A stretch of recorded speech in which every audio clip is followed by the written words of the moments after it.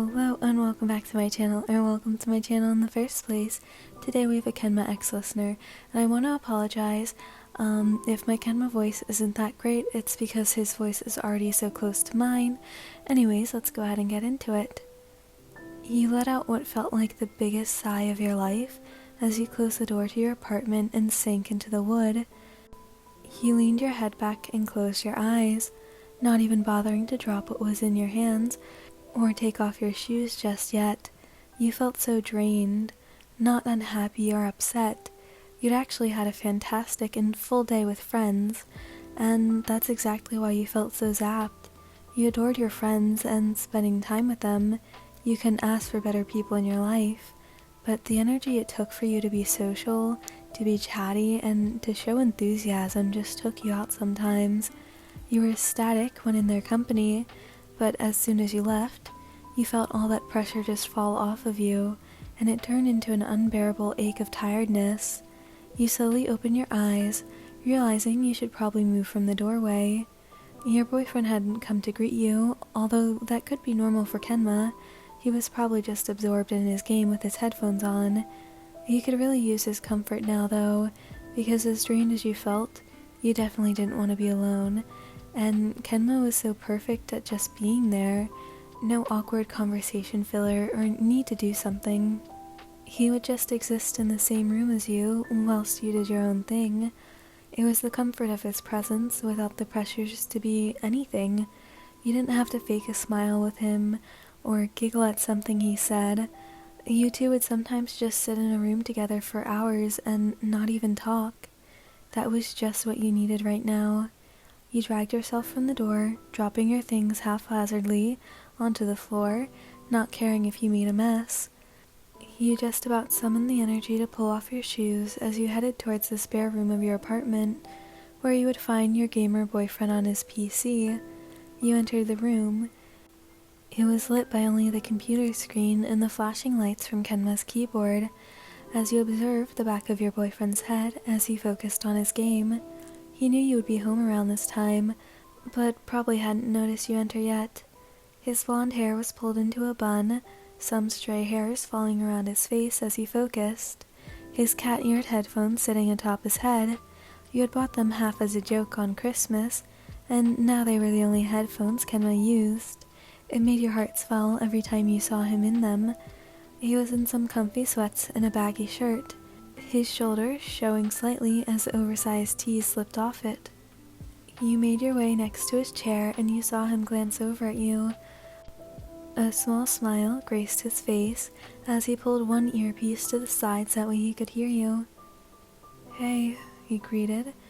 His low voice soothed your soul, and a part of you could listen to him forever. There was just something about his soft tone. So soft, so beautiful. "Hey," he greeted back quietly, your usually enthusiastic greeting not in the same way today. You saw your boyfriend eye you, and you knew Kenma would get your mood instantly.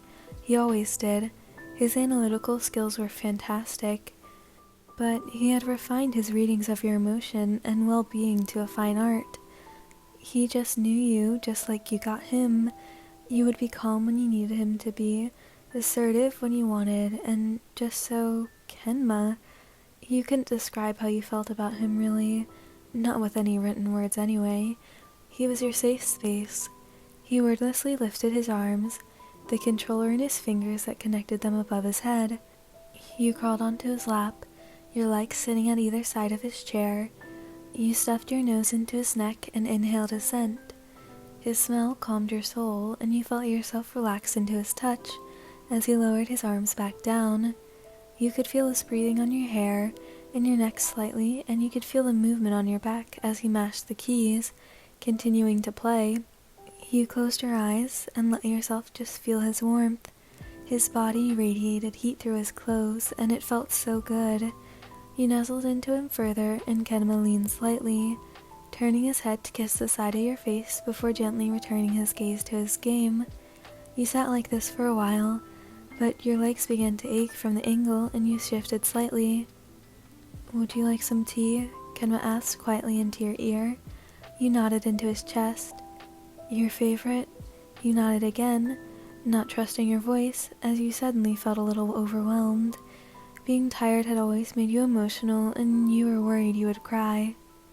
"Okay," he said, moving his controller onto his desk before standing up. You squeaked a bit as he stood, wrapping your legs around him instinctively. Kenma rarely carried you anywhere, and it took you by surprise. He was more than capable, still holding on to the strength from his volleyball days, but the action made your face heat up and you hid your face further into his neck. "I can walk, you know," you said into his skin. "I know," he replied, making no move to put you down, so you just stayed put, feeling yourself getting even hotter as you let him walk. You felt as he gently placed you onto your shared bed and pulled back to look at you in the eyes.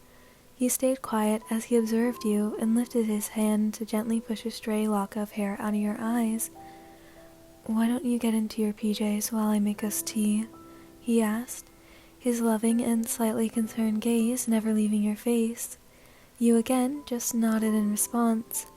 Kenma rose from his knelt position in front of you, keeping his hand cupped on your cheek. You felt him lean down and place a firm kiss on top of your head. You closed your eyes at the feeling and felt cold as he gently pulled away to leave the room to go to the kitchen. You opened your eyes and listened to his movements for a few moments.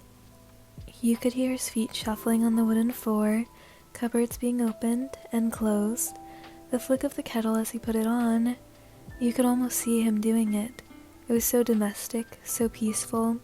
He let out another breath as you stood to get changed. You chose your fluffiest PJs, a little too big and the warmest that you had owned. You hid Kenma's clothes on the other side of the room and made your way over, selecting his oldest hoodie and throwing it over your shirt. His smell immediately assaulted your nose, and you closed your eyes, inhaling his essence. Your body sagged as it calmed you. You loved this hoodie because it always smelled so strongly of Kenma, and you hated when he washed it.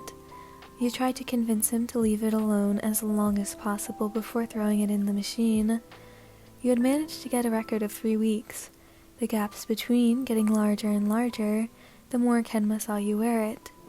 You knew he would wear it during the day on purpose, while he streamed just for you so it smelled strongly. You heard some shuffling and clinking behind you as you turned to see Kenma carefully entering the room, tea set out on a tray as he carried it in. His tongue was sticking out between his teeth as he concentrated, and his focus was completely on the cups in front of him, his eyesight daring the drinks to spill. His brows pulled slightly into a frown as he focused. The view brought a small smile to your face as you made your way over to him, gently taking the tray away. "I got it," he said with a warm smile. "Thank you," he replied, real relief on his face as you took the offending tray away and placed it on the end of the bed. You sat yourself down in front of it, cross-legged, and Kenma moved to sit beside you in the same position. Kenma did the honors, pouring you both a cup of your favorite comfort drink, chai tea. Your mouth watered slightly as you lifted the cup to your lips, taking a small sip of the steamy liquid and sighing as the taste hit your tongue and the warmth slid down your throat. You let out a content hum. You both drank in comfortable silence, your knees touching as you sat and enjoyed your beverages. Once Kenma pulled and lifted the tray from the bed, his tongue sticking out again as he was careful not to drop anything, he sat back up and looked at you for a moment, as if deciding something. You shifted. You felt warm and your mood had definitely lightened slightly. The comfort that was Kenma always did relax you, but you still felt so tired. Kenma shuffled back and pulled the duvet down, fitting himself under it and settling against the pillows. He then lifted the corner to your side and patted it, encouraging you to join him. You didn't need telling twice and quickly got over and buried yourself in the blankets as you snuggled into his chest, your arms wrapping around his waist. As your ear fell just over Kenma's heart, you could hear it beating, strong, steady, and calming. You could feel it thumping slightly against the skin of your cheek, and you gave him a light squeeze. He wrapped his arms around you, and his fingers found their way into your hair, combing it through gently. His other hand rested on your upper arm that was now wrapped around his body. His breathing was slow and steady, and you found yourself matching it, your anxiety edging away. "Want me to read you a story?" he asked, his voice vibrating through his chest, and it made you feel even warmer. "Yes, please."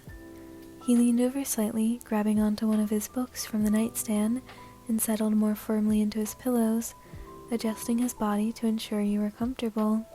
He opened the pages, and his soft voice started to fill the air. "Once upon a time," you were pretty sure that you fell asleep before he could finish the chapter. Alright, so that's the end of this one. I hope you enjoyed. If you were in the live chat, say thank you to the moderators. Music link, fanfic link, Discord link, Amazon wishlist link, and thumbnail art link will all be in the description, so feel free to check those out. I hope you have a great rest of your day, night, whatever, and I hope to see you in the next one. Goodbye!